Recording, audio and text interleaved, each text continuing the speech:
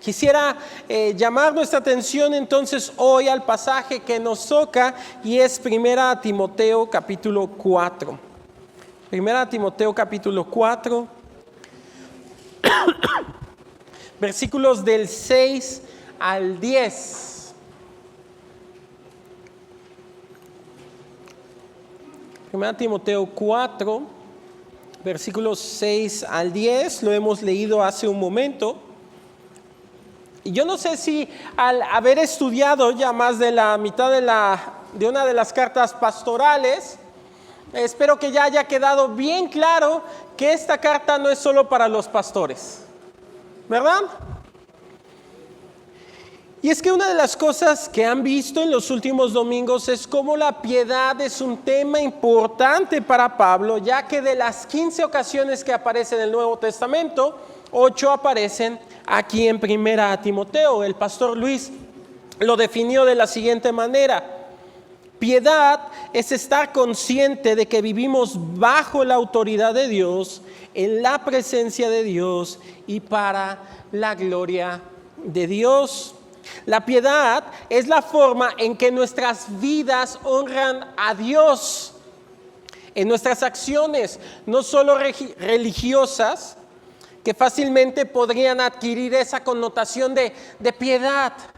No se trata solo de venir a la iglesia, orar, leer la Biblia, que esas son las actividades piadosas, sino aún la Biblia nos dice que si pues coméis o bebéis o hacéis otra cosa, hacedlo para la gloria de Dios.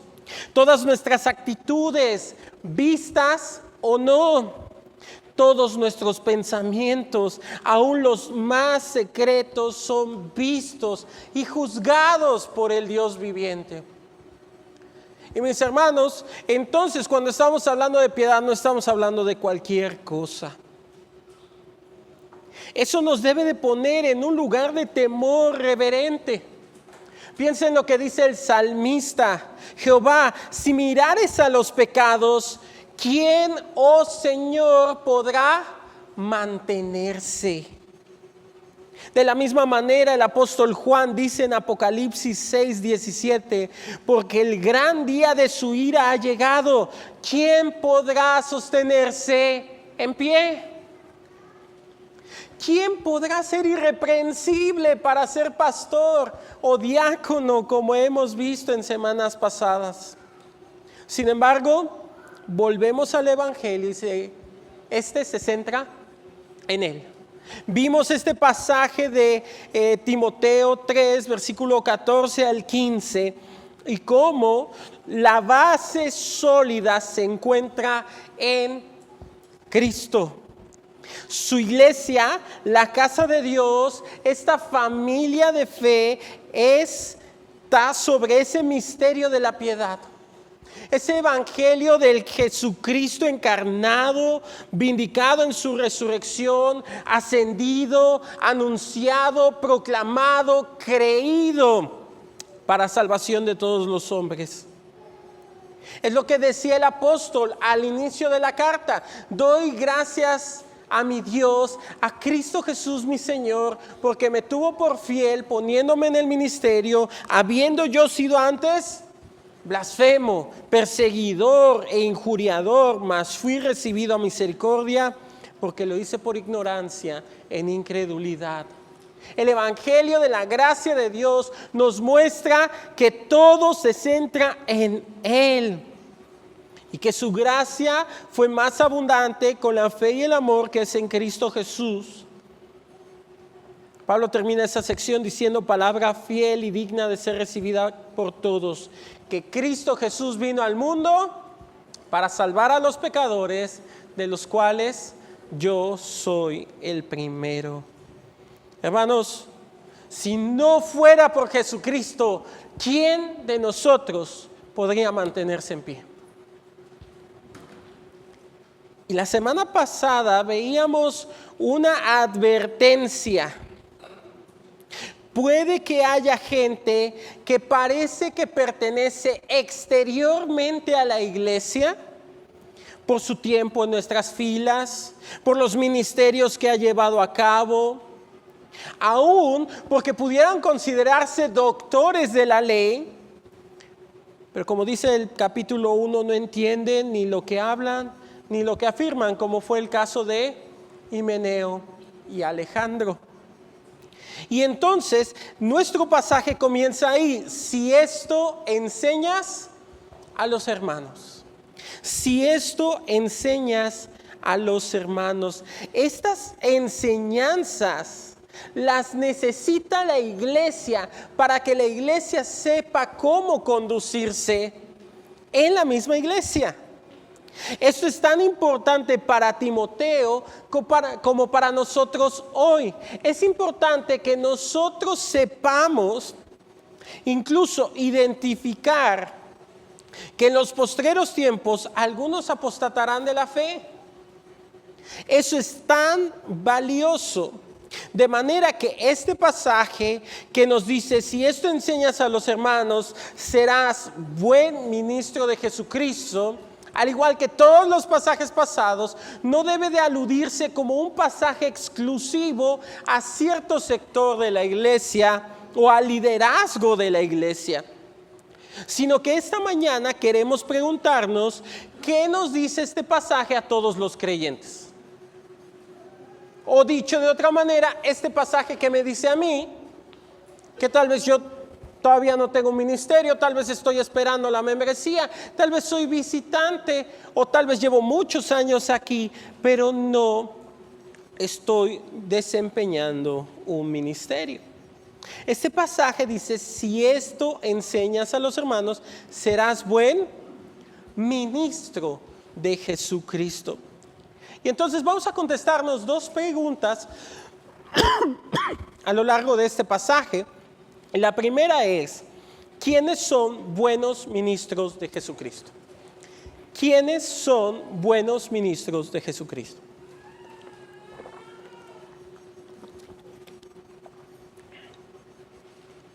Esa es nuestra primera pregunta. Ahora, quisiera destacar que Pablo va a hacer contrastes y a propósito entre estos dos pasajes, entre lo que acaba de señalar en la sección de 4:1 al 5 y esa del 4:6 y de hecho hasta el 16. De manera que por un lado tenemos a los buenos ministros, pero por el otro, ¿a quiénes tenemos?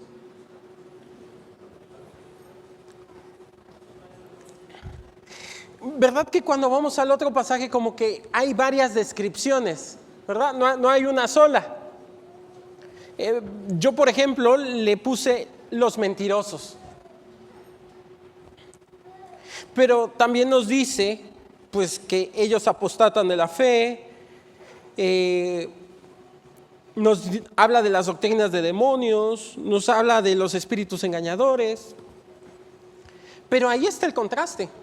O sea, el contraste no está en: hay buenos ministros de Jesucristo y malos ministros de Jesucristo.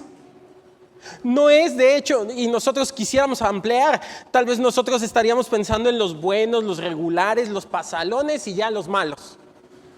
Pero no, aquí están los buenos ministros de Jesucristo y los mentirosos, los malos, los engañadores. Ahora, nota que claro que los mentirosos no se presentaban como mentirosos maestros doctores de la ley, ¿verdad? Ellos no se muestran como esos maestros de doctrinas de demonios. Ellos se quieren presentar como doctores de la ley, nos dice capítulo 1. Pero ¿cómo está designando Pablo a Timoteo en este pasaje? Si esto enseñas a los hermanos, serás buen ministro de Jesucristo. Mis amados hermanos, ser un buen ministro no es el título de las tarjetas de presentación. Sería ridículo si en alguna manera nos ufanamos y yo les entregué una tarjetita que dijera: Miguel de la Cruz, siervo del Señor, ¿verdad? Espero que ninguno de nosotros llegáramos a eso. De hecho, la palabra original aquí es la palabra griega diáconos, que ya la vimos en capítulo 3 y versículo 8, pero parece que aquí es usada más en un sentido general y no técnico como lo vimos en esos versos. De hecho, en su grupo pequeño seguramente leyeron la Nueva Versión Internacional y esa traducción lo traducía como buen servidor. Porque la idea aquí no es la de alguien que cuida un oficio en la iglesia, sino de uno que sirve a su iglesia. Así que, ¿quiénes son buenos ministros de Jesucristo? ¿Quiénes debieran estar sirviendo en la iglesia? ¿Hay algún miembro de la iglesia que no debiera ser ministro de Jesucristo? Y espero que para este momento ustedes digan, no, hermano, pues claro que no. Todos debiéramos ser buenos ministros de Jesucristo. Por lo tanto, lo que vamos a ver en el resto del versículo 6 al 8 son quiénes son esos buenos ministros de Jesucristo. Y vamos a ver dos características al respecto. La primera característica que vamos a ver de esos buenos ministros es lo que encontramos en versículo 6. Nutrido con las palabras de la fe y de la buena doctrina que has seguido. En mi bosquejo yo lo puse de esta manera: los que se nutren de la verdad. Los que se nutren de la verdad. Ahora, ¿qué implica nutrir? Y cuando pensaba en esta ilustración, pensaba en algunas nutriólogas entre nuestras bancas, entonces espero no equivocarme, ¿ok? Pero ¿qué implica nutrir? Tú vas con el nutriólogo y te explica cómo funciona la pirámide alimenticia, esa combinación de carbohidratos, proteínas, etcétera. Tú puedes saber la mejor manera de comer sano y aún así no hacerlo. Sin embargo, todo lo que tú comas, tu sistema digestivo sí sabe cuál es nutriente y cuál es desecho. Tú no le tienes que explicar nada a tu intestino. Eso lo hace en automático. Tu cuerpo no se basa en la dieta en el papel. Tu cuerpo toma el alimento, toma el nutriente y se nutre o no se nutre, según lo que tú te estés comiendo. Cuando estamos hablando de los que se nutren de la verdad, estamos hablando de no solamente gente que se está alimentando de la doctrina, sino de aquellos que han hecho suya esta verdad. Dicho de otra manera, no es el que le entra por aquí y le sale por acá, porque precisamente lo que hace el cuerpo es que el nutriente lo toma y lo que no es nutriente lo desecha. Esta palabra nutrido es usada únicamente aquí en el Nuevo Testamento. Implica ese sentido de apropiación y en cuanto a conocimiento, incluso la idea de ser educado de tal manera. Es decir, yo he sido educado en los caminos de las palabras de la fe y de la doctrina. Podríamos traducirlo incluso de esa manera. Sin embargo, las palabras de la fe y la buena doctrina no solo son un contenido nutricional del ministro, no son 2 tabletas de paracetamol para el pecador, sino son el contenido de la dieta de todo creyente. Pablo le dice a Timoteo que él ha seguido esta doctrina. Y por lo tanto, no se trata de una trayectoria, no es una educación formal que ya se terminó hace tiempo, sino es el conocimiento del Señor, el cual se va apropiando y se vive día a día. Es algo que estamos siguiendo. De manera tal que llegamos a versículo 7 y no solo dice que es nutrido, sino que desecha las fábulas profanas y de viejas.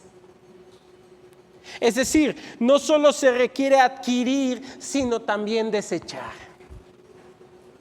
Aquí no está hablando de cosas que es preferible dejar. Tú vas a ir con cualquier nutriólogo y seguramente te va a decir que dejes la comida chatarra. Usted y yo lo sabemos aún sin ir, ¿verdad? Que tengamos cuidado con la soda. Sin embargo, aquí no le está dando una simple sugerencia. Oye, Timoteo, no te acerques, no pierdas el tiempo ahí con las fábulas, con esos cuentos de viejas. No pierdas el tiempo, Timoteo. No, dice, desecha. Es como cuando llega una embarazada con el doctor y parte de su seguimiento es, no puedes tomar café o picante. Y todavía pregunta, bueno, ¿y una taza? Bueno, estas cosas no solo son cuestiones de gusto o preferencia, ¿verdad? Son instrucciones precisas.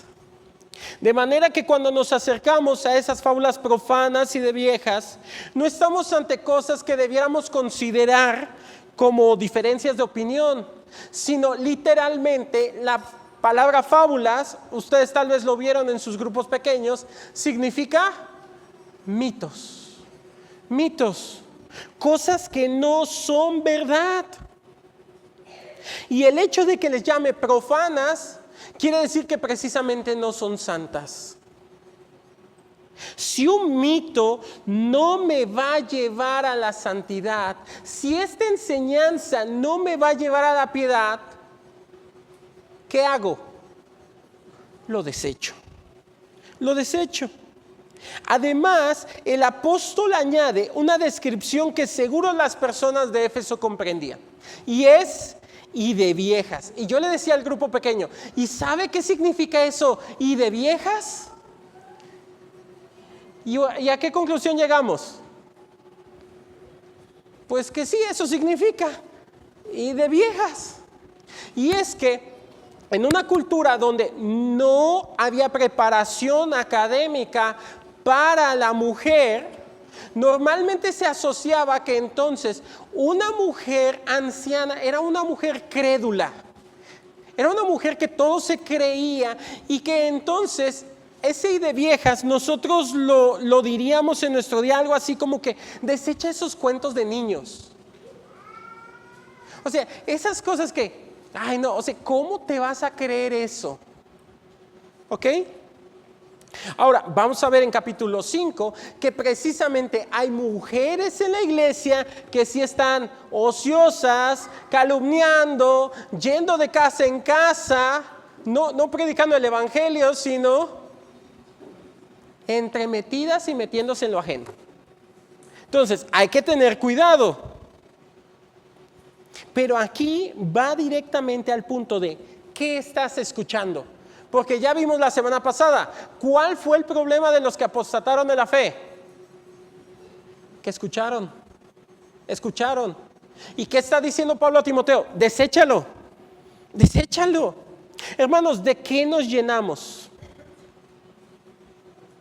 Y de verdad, después de haber hecho un viaje donde vimos tantas iglesias, damos gracias a Dios de que estamos en una iglesia donde hay buena alimentación semana a semana y podemos ver cómo varios de ustedes están nutriendo y creciendo con ella.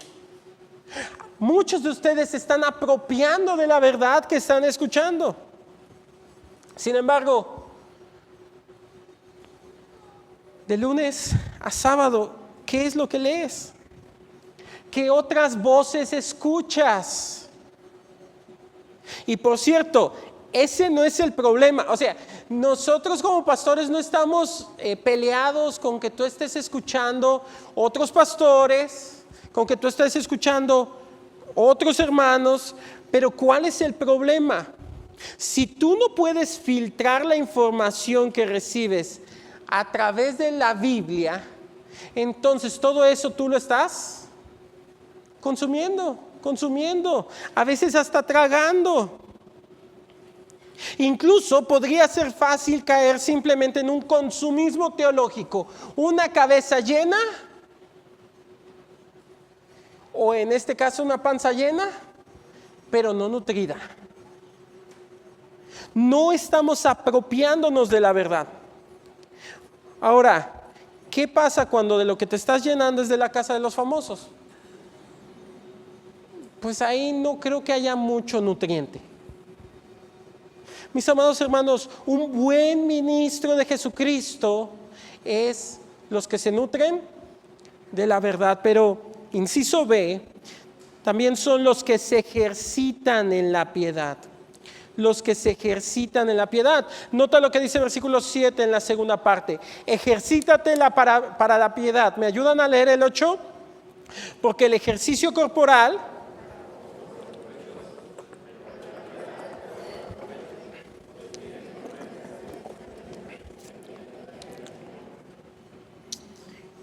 ejercicio.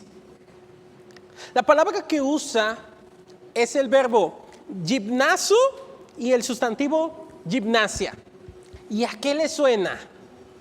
Pues precisamente a las palabras que hoy usamos en el español como gimnasio y gimnasia. Esa imagen típica de deporte era también usual en medio del mundo romano y de Éfeso. Algunos eruditos creen que en esa época los habitantes de Éfeso dedicaban mucho tiempo y dinero a entrenar a los atletas para una serie de festivales y competencias atléticas. Es por eso que Pablo dice que el ejercicio corporal para poco es provechoso. No está diciendo que no hagamos ejercicio, hermanos. Necesitamos ejercicio, todos. Pero el asunto aquí es que para ellos, siendo una prioridad, debían entender que el ejercicio espiritual era aún más provechoso. Los romanos estaban dispuestos a correr desnudos con tal de llevar el menor peso posible y lograr la meta. No existía Adidas y Nike que les hiciera esas ropas aerodinámicas y poco pesadas. El esfuerzo y el ejercicio eran dos aspectos que no se podían desligar.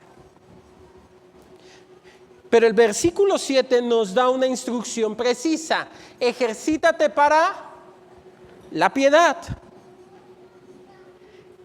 Se requiere que los buenos ministros de Jesucristo vean la piedad como algo aplicado a la vida y con un ejercicio constante. Usted puede decirme, no hermano, yo voy al gym todos los días. Pero la verdad, yo también podría decirle, ay no hermano, yo salí a caminar ayer. ¿Cómo se nota el ejercicio? Usted va al gym un día y eso no se va a notar. Tal vez se va a notar porque le duele todo y no puede caminar bien. Pero el ejercicio y el avance del ejercicio se nota precisamente con el tiempo. Mientras que los falsos maestros y la apostasía engañaban a la iglesia y la desviaban de cosas buenas mediante el ascetismo, la Escritura nos llama a una piedad ejercitada. Una piedad en que sí hay abnegación, pero que tiene un verdadero provecho tanto en el presente como en la eternidad. Es decir, nosotros sí nos tenemos que disciplinar, hermanos, y desechar algunas cosas. Sí tenemos que renunciar a la impiedad y a los deseos mundanos. Sí debemos despojarnos de todo peso y del pecado que nos asedia para correr con paciencia la carrera que tenemos por delante.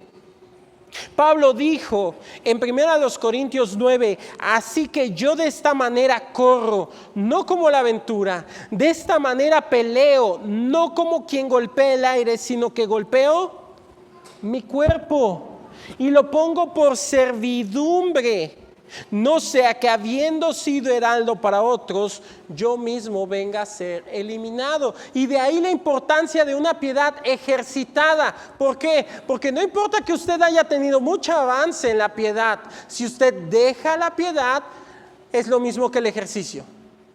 Usted haga ejercicio, y pasa mucho con los que se van a casar. El año anterior a la boda, Uy, fitness, con dieta, con ejercicio, y ya me casé. Y ahí viene el rebote, ¿verdad? Porque pues ya llegamos a la meta. Tengamos cuidado, hermanos, de pensar que nosotros ya llegamos a un buen nivel espiritual. No, este ejercicio debe ser constante. Pablo también dijo en 2 Timoteo 2:5, y también el que lucha como atleta no es coronado si no lucha legítimamente.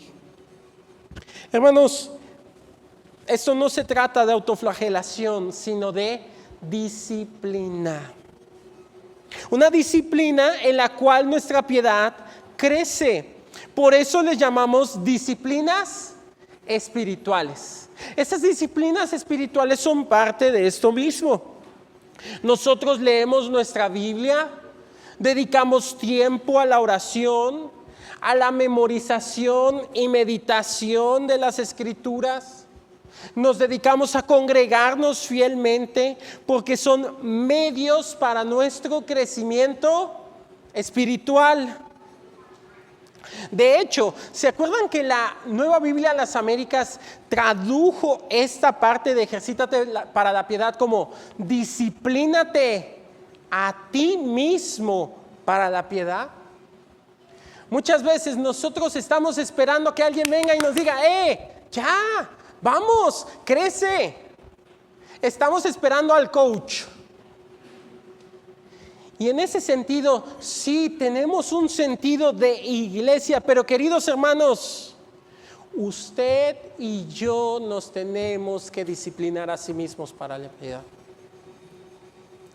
Hoy que tenemos las Olimpiadas en vigor, pudiéramos pensarlo así. Vemos cómo atletas han dedicado su vida para literalmente segundos en una pista, en una alberca o en un ring. Algunos hacen que parezca bien fácil. ¿Vieron a Yusuf Dikek, el tirador de Turquía? Ay, qué fácil, no nada más le hace así y ya. Y hasta medalla de plata y con la bolsa con la mano en el bolsillo.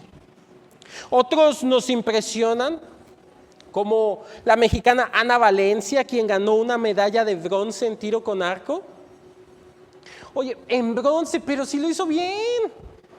Hizo muchos tiros de 10, pero ¿hubo alguien que lo hizo mejor? O ¿cómo le hicieron Juan Celaya y Osmar Olvera, estos dos clavadistas, de nado sincronizado? O sea, uno todavía, pero ¿cómo le hacen dos personas para hacer las cosas al mismo tiempo? Oye, eso se requiere disciplina de años. ¿Cómo le hacemos para disciplinar a todos aquí? ¿Cómo le hacemos para decir, hermanos, el culto a qué horas comienza? A las 10. Ay, hermano. ¿Por qué tenía que decir eso? Y estamos hablando de disciplinas básicas. Pero ¿qué de aquello que hacemos? Nosotros vemos esos deportistas y no importa cuánto esfuerzo y trabajo haya detrás, al final lo importante es el resultado. Y a veces también nosotros queremos hacer lo mismo. Ay, no, ahora sí le voy a echar ganas. Ahora sí voy a leer mi Biblia. Uy, ya llegué a agosto y me quedé en Génesis, pero no, de aquí a diciembre sí la termino. Tengamos cuidado, hermanos, porque este pasaje lo que no está diciendo es que échale ganas y tú vas a ser espiritual. Ponle enjundia, ponle esfuerzo y vas a ser piadoso. No, eso no está diciendo este pasaje.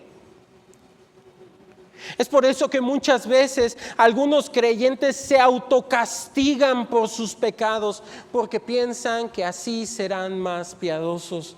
Pero no es así. Entonces, hermano, ¿qué hago el día que no tengo ganas de leer la Biblia? Pues lea la Biblia. La piedad va más allá de mi deseo.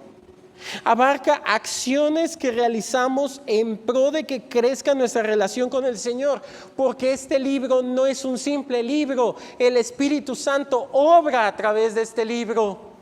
Es lo que Pablo dijo en Filipenses 2, 12 y 13. Por tanto, amados míos, como siempre habéis obedecido, no como en mi presencia solamente, sino mucho más ahora en mi ausencia, ocupaos en vuestra salvación con temor y temblor.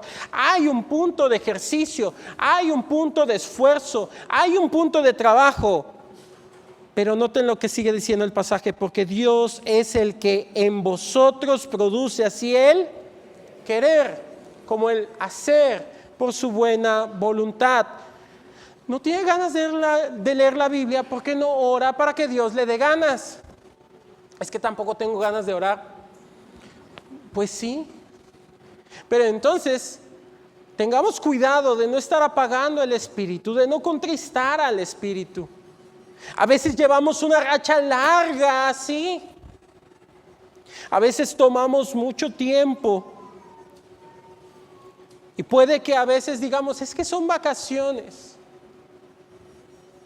Y autojustificamos nuestra falta de disciplina. A veces como padres, nosotros mismos hemos dejado el devocional familiar y decimos, híjole, pero el día que yo lo vuelva a hacer, me va a reclamar, uy, sí, ahora sí muy espiritual. No, pero necesitamos hacerlo, necesitamos esa disciplina.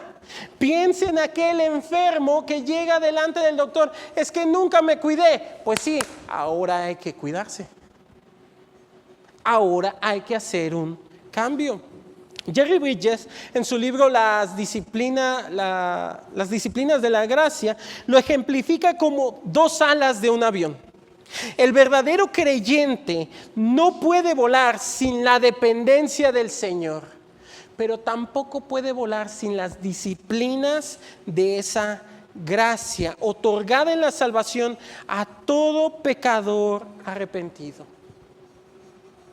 Y queridos hermanos, tal vez tengamos entre nosotros alguien hoy que constantemente ha estado en iglesias, en religiones. Tal vez piensan que depende de ti ganarte el cielo.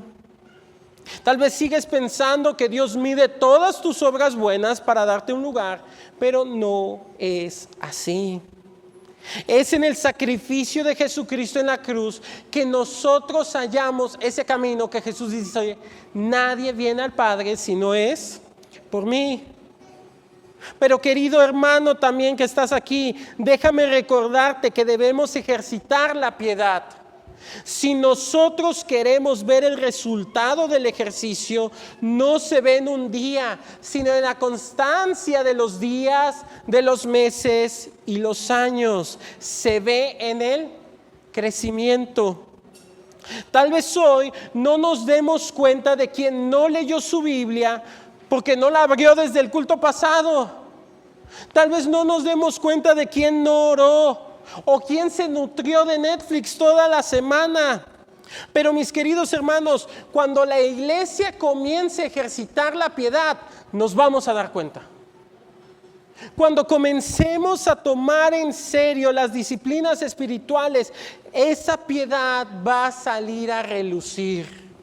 Se notará en familias que buscan resolver sus problemas a la luz de las Escrituras. Se notará en trabajadores que destaquen en su centro de trabajo por un carácter distinto. Se notará en salas de hospital llenas de fe en los propósitos de Dios. Se notará en una iglesia que se preocupa porque otros conozcan el Evangelio. Porque las disciplinas espirituales son medios de gracia que nos deben de llevar a la piedad. Sin embargo, ¿sabe qué hace nuestro necio corazón con esas disciplinas? Pone su confianza en esas disciplinas. Porque la realidad de la condición humana es que las disciplinas espirituales son tentadoras para un corazón que ama las obras para ganarse el favor de Dios. Las busca cumplir y tal vez hay gente así aquí. Ay, no, si yo sí leo mi Biblia, yo sí participo, yo sí oro. las busca cumplir, las presume. Incluso se pueden ver muy piadosas, pero si el único objetivo, queridos hermanos, tengamos cuidado, si el único objetivo es no estamos reflejando más que el esfuerzo humano tan imposibilitado de alcanzar el favor de Dios. Es solo por medio del Salvador que nosotros podemos ser ministros de Jesucristo. Es solo por medio del Salvador que nosotros podemos ser ministros de Jesucristo. Necesitamos nutrirnos de la verdad y ejercitar la piedad para ser buenos ministros de Jesucristo. Pero aquí tenemos una segunda pregunta. ¿Cuál es la motivación para los ministros de Jesucristo? ¿Cuál es la motivación? Como hemos dicho, la piedad aprovecha. Nos dice que tiene promesa para esta vida presente y la venidera. Y lo que va a hacer versículos 9 y 10 es ampliar esta idea. Así que, ¿cuál es la motivación para los ministros de Jesucristo? Bueno, una de esas motivaciones es que todos deben escuchar esto. Inciso A, todos deben escuchar esto. Versículo 9, palabra fiel es esta y digna de ser recibida por todos. Volvemos a ver esta frase, palabra fiel, que es por tercera vez dicha por Pablo en esta carta. Y como en las dos ocasiones anteriores, refiere a algo que la iglesia debe de prestar atención. ¿Para qué ministramos? Nosotros no ministramos con el fin de atender un edificio, sino a la columna y baluarte de la verdad. Cuando usted ayuda en el acomodo de estas sillas, hermanos, usted está sirviendo a sus hermanos. Cuando usted está haciendo decoraciones para la escuelita bíblica, está trabajando a favor de la exposición del evangelio a niños que no sabemos si son salvos. Cuando usted proyecta bien los cantos, está trabajando a favor de la adoración congregacional. Nosotros somos ministros de Jesucristo porque la labor que realizamos a favor de la iglesia habla de Cristo y magnifica su nombre. Y eso es digno de ser recibido, como leímos también hace rato en 1:15. Esta semana pasada, el domingo, estuvimos en un pueblo llamado Rincón de los Perales, allá en Estado de México, predicando y escuchamos de la labor que está haciendo la iglesia en medio de un pueblo hostil al evangelio. De hecho, pues ahí enfrente de la iglesia se encuentra un brujo y eso nos llamaba la atención porque nos comentaban cómo a pesar de que la gente ha sido dura al evangelio, la iglesia está creciendo. Y nos llenó de ánimo. Al final del culto, les compartía a los pastores, pues habían rentado una carpa y ahora pues terminó el culto y todos a bajar la carpa. Y eso nos llena de ánimo, hermanos. Porque muchas veces, con el paso del tiempo y la falta de ejercicio, nos olvidamos de qué representa este tiempo. ¿Cuántas veces no nos paniqueamos por la vergüenza o el temor al hombre? Aún aquí. O sea, ¿cuándo fue la última vez que oró usted con un hermano aquí? Aquí, ya no digamos allá en la esquina. Aquí. A veces sentimos inseguridad porque no sabemos cómo hacer las cosas. Tal vez me anoté ahí en la escuelita bíblica, ya me dijeron qué voy a hacer y estoy aterrado porque, híjole, ¿cómo me va a ir? Es que yo nada más tengo que llevar los niños del punto A al punto B y no puedo ni con el mío. Pero iglesia, quisiera animarles al servicio y a la proclamación continua del evangelio. Necesitamos levantarnos y llamar la atención de este mundo a Jesucristo porque Él es el Salvador de todos los hombres. Pablo nos indica en versículo 10 que por esto mismo trabajamos y sufrimos oprobios. Este trabajo es un trabajo arduo. La Nueva Biblia de las Américas y la NBI señalaron esta parte de sufrimos oprobios como nos esforzamos. Y sí, en parte es ese sentido de esfuerzo, de dedicación, pero como dice la Reina Valera, es ese sentido de un reproche a la tarea de Timoteo. O sea, sufrimos oprobios. Si Timoteo decía, hermanos, no escuchen a esas doctrinas de demonios que impiden comer ciertas cosas, seguramente reproche iba a llegar a Timoteo.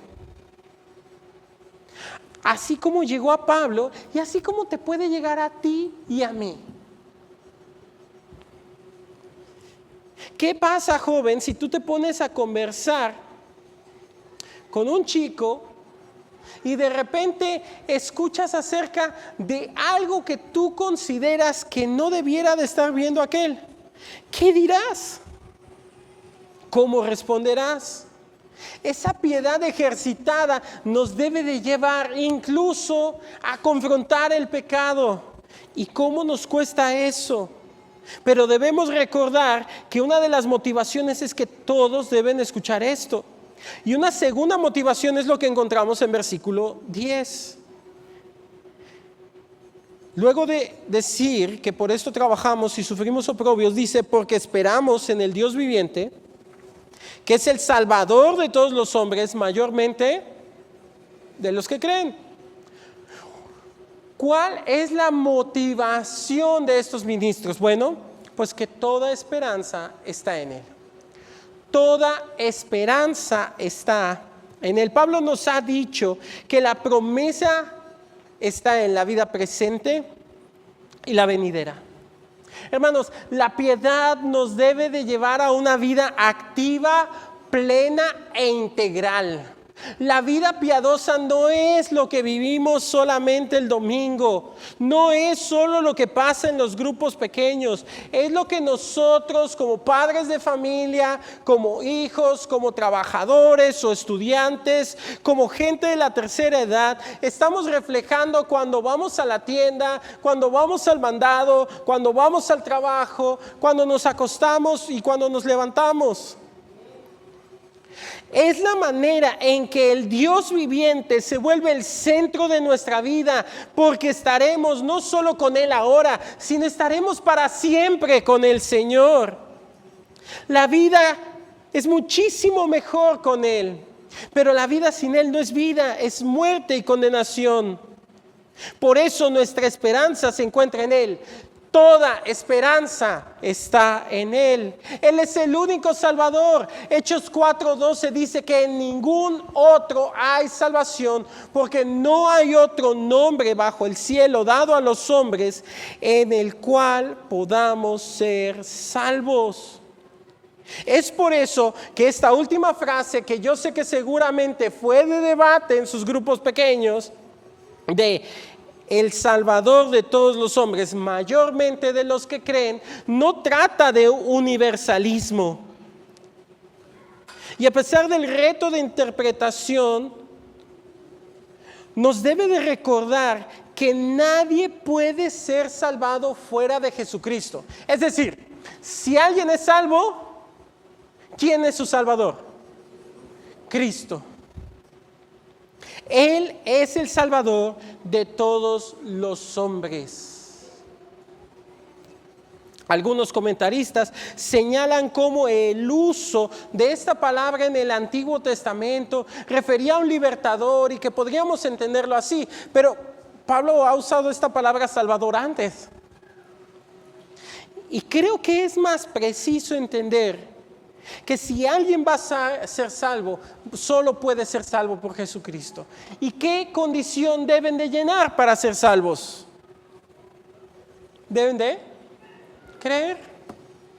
Ese mayormente, ese especialmente, como lo decía una de las versiones, debe de referirnos a cómo nosotros llegamos a ese punto de la salvación. De manera que estamos brindando esa esperanza a este mundo. Es decir, cuando nosotros hablamos de Jesucristo, cuando nosotros decimos soy cristiano, nosotros planteamos esperanza al mundo. ¿O nosotros somos de los mismos que estamos de capa caída? ¿De qué manera llevamos esa esperanza a la hermana que está sufriendo la enfermedad y el dolor? ¿Cómo ofrecemos esa esperanza a nuestros niños cuando muere su abuelito? La esperanza que debiéramos brindar se llama Jesucristo, el Salvador. Mi Salvador, yo he creído en Él y tengo vida eterna en Él. De manera, hermanos, que hoy la invitación es a que vivamos piadosamente. Vivamos en este siglo sobria, justa y piadosamente, aguardando esa esperanza. Porque la esperanza de nuestra vida se encuentra en el Salvador Jesucristo. La esperanza de esta vida no se puede encontrar en lo que un maestro me puede dar, como lo que estaba sucediendo en versículo 1 al 5.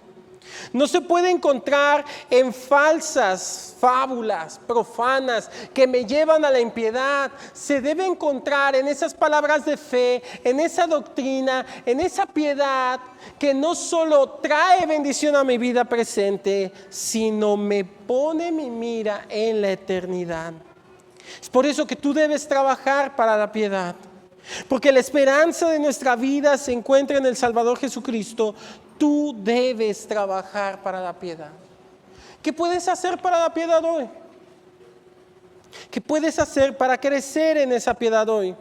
Bueno, pues ya no dormirte en el culto fue algo, ¿no? Memorizar los versículos de este mes es algo que debemos de hacer. Si no estás leyendo tu Biblia, vamos a leerla. ¿Qué vas a leer? Mis hermanos, a veces hacemos cosas que parecen tan piadosas. Ay, esta semana leí 50 capítulos. Bien, ¿cómo impactaron tu vida? ¿Qué pasó? ¿Qué cambio? A ver, ¿dónde se nota? ¿Verdad? Es que ya tonificó tu músculo espiritual, ¿verdad? No pasa simplemente por pasar los ojos por estas hojas. Pasa cuando eso nutre tu alma y cambia tu alma.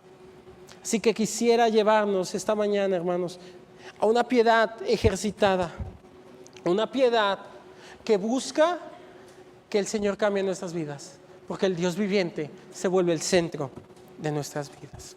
Terminemos con oración. Señor Jesús, esta mañana te damos gracias, porque la esperanza que tenemos en las Escrituras va más allá de nuestro esfuerzo y nuestro trabajo.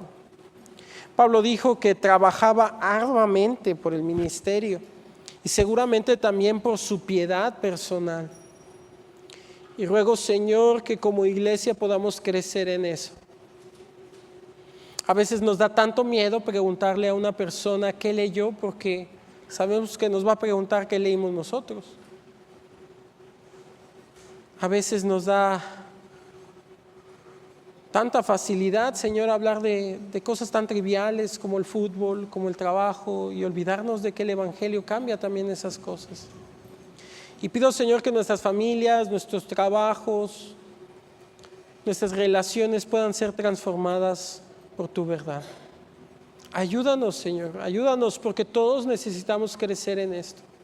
Nadie ha llegado a la estatura del varón perfecto, de manera que todos debemos ejercitarnos. Algunos tal vez deberán volver al ejercicio, tal vez lo han dejado. Tal vez, como decía el hermano Edgar la semana pasada, han dejado que su conciencia sea cauterizada. Ya tienen un callo ahí que es insensible. Pero permite, Señor, que nuestros corazones sean quebrantados, y que podamos responder a ti, porque tú eres el Dios viviente y esta iglesia es del Dios viviente.